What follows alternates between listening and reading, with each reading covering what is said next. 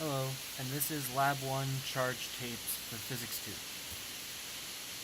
So the main purpose of this lab was to use charged pieces of tape to demonstrate the behaviors of charged objects and find the amount of charge the tape carries and also the sign of the charge in the tape. The main physics fundamentals are Newton's second law, Coulomb's law, and Coulomb's constant, which are used to find the charge by setting the Coulomb force equal to the gravity on the tape. And for our model, we're modeling each tape as a point charge to reduce the complexity of the calculations so that all the charge is contained within a single point, as well as all the mass is contained within a single point. The main finding is that the magnitude of the charge was calculated to be 4.17499 times 10 to the negative 9 coulombs.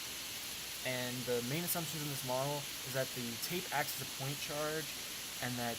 both tapes have the same charge and that charge is distributed evenly across the tape, and that the tape also acts as a point mass, so that it is both a charge, a point charge, and a point mass. And these allow the tape to be modeled as just a point with a mass and a charge rather than as a whole object, which makes the calculation much more simple. The main ideas of physics that are used in this lab are Coulomb's law and Newton's second law.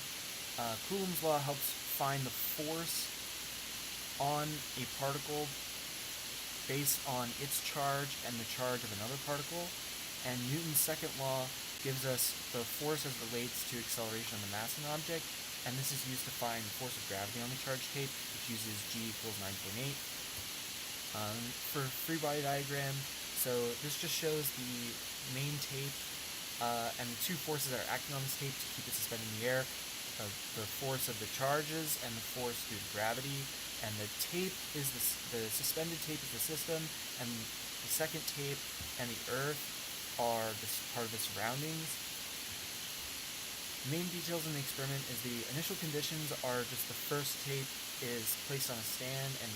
after being charged, and the second tape is charged and then held beneath the first tape, and then from there the length of the tape that is suspended was measured so that its mass can be calculated using its linear density, and then we observed the first tape levitating in the air,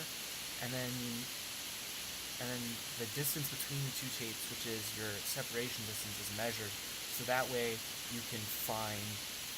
your distance between the two tapes for the Coulomb force.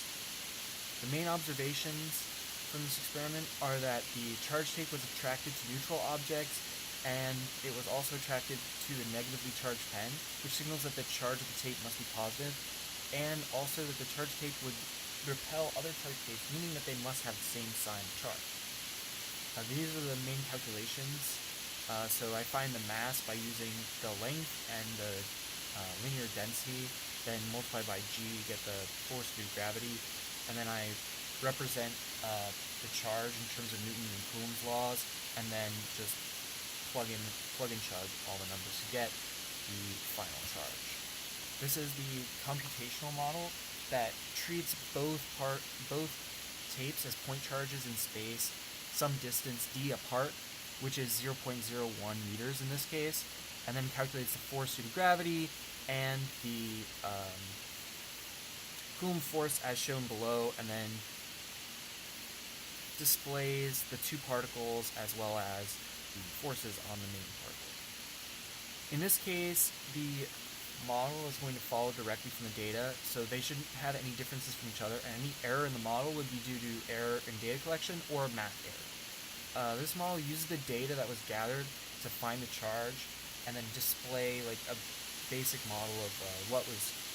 shown in the tape. The main difference would just be that the computational model is showing the tapes as point charges rather than as actual tapes.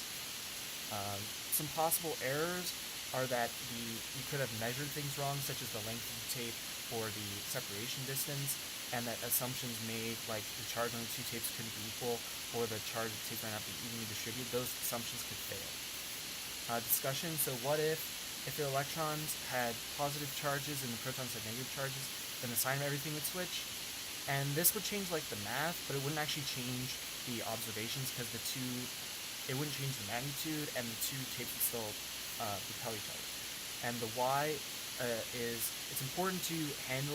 not to handle the charge tapes too much, because the more they're handled, the less they'll lose charge, and then they'll lose charge because when they're handled, some electrons go to the other tape. And the main conclusion is that this has a charge, again, of 4.17 times 10 to the negative 9 coulombs, and this is how we find the charge of a charge tape.